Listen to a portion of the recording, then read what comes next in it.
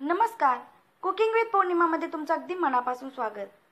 इडलीच्या व्हिडिओमध्ये सांगितल्याप्रमाणे आज मी तुमच्यासाठी घेऊन आली आहे साधी सोपी पण हॉटेलसारखी चव देणारी सांबरची रेसिपी. अतिशय कमी साहित्यामध्ये आणि सोप्या पद्धतीने तयार होणारे हे सांबर. याच्यामध्ये आपल्याला दुधी भोपळा, वांगी किंवा शेवग्याची शेंग काहीच वापरायचं नाही आहे. पण जर सांबरची चव चाकली तर तुम्हाला हॉटेलच्या सांबरची चव आठवल्याशिवाय राहणारच नाही. त्यासाठी इथं मी घेतलेली ही अर्धी वाटी तूर डाळ.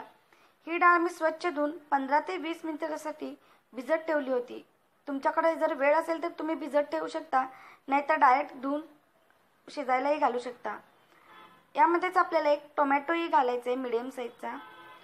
छोट्या तुकड्यामध्ये कट करून याच्यामध्येच घालून तो शिजायला घालायचा आहे. आता ही डाळ मी कुकरमध्ये काढून घेते आणि डाळ शिजतानाच त्यामध्येच आपल्याला 2 बटाटेही उकडत घालायचे. त्यासाठी बटाटे स्वच्छ धुवून घ्यायचे कारण त्यावर माती लागलेली असते आणि ते थोडेसे कट करून आपल्याला टाकायचे त्या पाण्यामध्ये, डाळीमध्येच, कारण तेही आपल्याला छान मऊ शिजवून घ्यायचे आणि डाळही छान मऊ शिजवून घ्यायचे. आता इथं मी 3 शिट्ट्या करून घेते. तुमची जर डाळ भिजवलेली नसेल तर तुम्ही 4 ते 5 शिट्ट्या करून घेऊ शकता. डाळ अशी छान मऊ गाळ झाली पाहिजे. आपण इतर साहित्य पाहूया सांबारसाठी लागणारे. त्यामध्ये मी घेतलेले हे कांदे 2 मीडियम साईजच्या अशा बारीक स्लाइसमध्ये कट करून घेतलेत. 2 मीडियम साईजचे टोमॅटो तेही कट करून घेतलेले. बटाटेही छान उकडलेले आहेत, त्याची साल काढून घेतलेली आहे.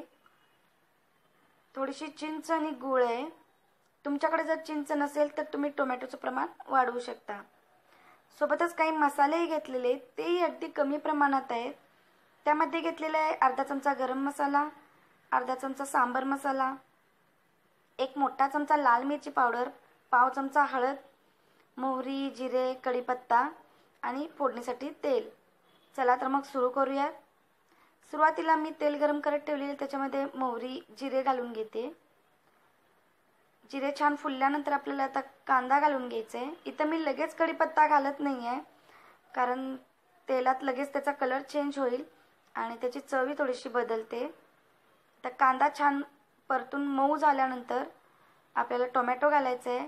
खूप वेळ कांदा परतायचा नाही आहे, त्याचं कलर बदलून घ्यायचं नाही आहे खूप. आणि टोमॅटोही छान मऊ झाल्यानंतर आपल्याला आता कढीपत्ता घालायचा आहे. अशा पद्धतीने जर कढीपत्ता घातला तर त्याची चवही राहते आणि कलरही व्यवस्थित राहतो. आणि आता आपल्याला बटाटा कुस्करून घालायचा आहे कारण आपण यामध्ये कोणत्याही भाज्या वापरणार नाही आहोत. त्याला सांबरला एक व्यवस्थित घट्टपणा यावा यासाठी हा बटाटा कुस्करून घालायचा आहे.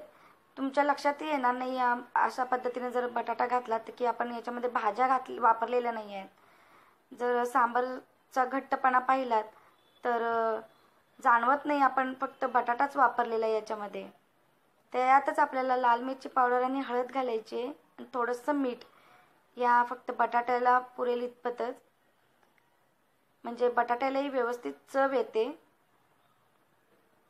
आणि ते छान एकत्र झाल्यानंतर आपल्याला याच्यामध्ये डाळ ओतायची. डाळी घातल्यानंतर लगेच पाणी घालायचं नाही आहे. हे आधी एकत्र छान मिक्स करून घ्यायचे म्हणजे त्याच्या गुठळ्या वगैरे कुठं राहू नये त्याकरता. व्यवस्थित हलवून त्या फोडून घ्यायच्या आहेत आणि मग आपल्याला याच्यामध्ये पाणी घालायचं आहे. इथं मी 1.5 ग्लास पाणी घालते आहे. सुरुवातीला थोडंसं पातळच ठेवायचं आहे सांबर. जेव्हा आपण याला उकळी फोडणार तेव्हा थंड झाल्यानंतर ते थोडंसं घट्ट होतं. आता याच्यामध्येच आपल्याला मसालेही घालायचे आणि चिंच, गूळ आणि मीठ घालायचं आहे. इथं मी अर्धा चमचा होईल इतपत गूळ घातलेला आहे. तुमच्या आवडीनुसार कमी जास्त घालू शकता. आणि मीठ घालतानाही लक्षात ठेवायचं आपण अगोदर मीठ घातलेलं आहे. आणि व्यवस्थित हलवून आता याला एक छान उकळी येऊ द्यायची आहे. उकळी आल्यानंतर आपलं हे सांबर तयार आहे. तर अतिशय सोप्या पद्धतीनं इथं आपल्याला कोणत्याही भाज्या न वापरता हे सांबर बनवलेलं आहे. आणि तुम्हाला भाज्यांचंही टेन्शन राहणार नाही आहे की आणलेल्या भाज्या करायच्या काय नंतर.